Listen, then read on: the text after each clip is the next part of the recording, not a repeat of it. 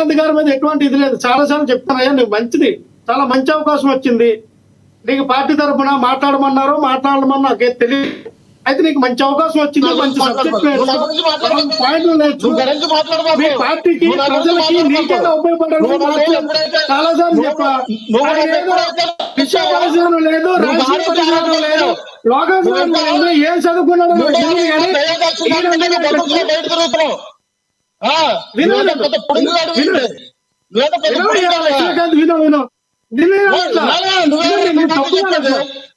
నిన్నేం తప్పుగా ఉన్నాడంటే నీ గురించి అట్లా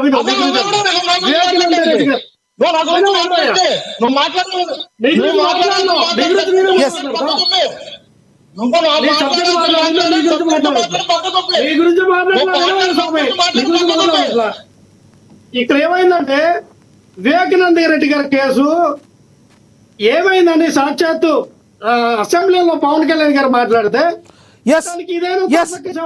సమయం తక్కువ ఉంది, ప్లీజ్. ఏమైందని ఇక్కడ జరిగింది. అదేమో సిబిఐలో ఉంది, సిబిఐ చూస్తాం. మేము కూడా అదే చెప్పాం కదా. రైట్ లక్ష్మణ్ రావు ఇప్పుడు సిబిఐ ఎంక్వైరీలో ఉంది. లక్ష్మణ్ రావు గారు ప్లీజ్. కేసు అప్పుడు సిబిఐ ఎంక్వైరీలో ఉంది, రైట్. ఇప్పుడు సిబిఐ ఎంక్వైరీలో ఉంది. ఆ రోజున మమ్మల్ని ఎందుకు మీరు ఇదయ్యారు, ఏం చేశారని ఇప్పుడు మీరు ఎందుకు ఎంపీ ఎక్కలేకపోతా ఉన్నారు? అలాగే మనకు ఏదో నచ్చినట్టుగా నోటుకొచ్చినట్టుగా మాట్లాడకూడదు, విషయ పరిజ్ఞానం తెలుసుకోవాలి. మీ యొక్క ఫీలింగ్ అర్థమైంది, మీ యొక్క సమాధానం అర్థమైంది.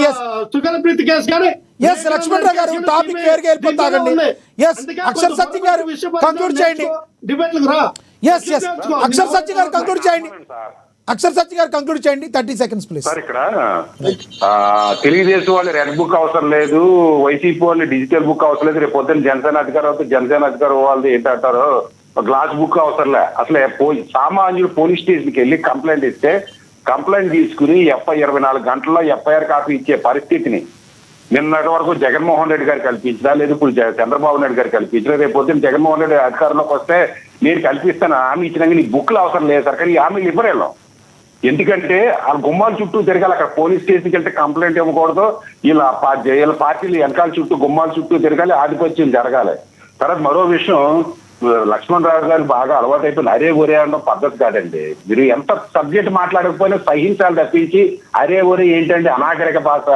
మరో పాయింట్, జగన్మోహన్ రెడ్డి గారు 10 సంవత్సరాల నుంచి జైల్లో ఉన్నారు. చంద్రబాబు నాయుడు గారు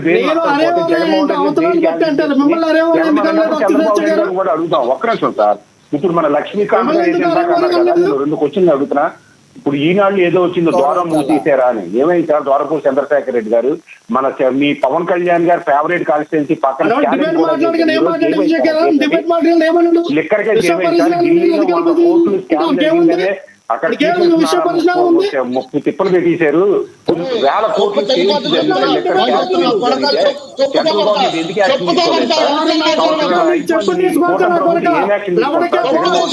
వ్యక్తిగతంగా మాట్లాడుకోవద్దు, బూతులు మాట్లాడతా కాదు ఇది. ప్లీజ్ దయచేసి అలా మాట్లాడుకోకండి. మ్యూట్ చేయండి వాళ్ళని. వ్యక్తిగతంగా మాట్లాడుతున్నారు, మ్యూట్ చేయండి వాళ్ళని. లక్ష్మణ్ రావు గారు ఏ భాష మాట్లాడుతున్నారు మీరు?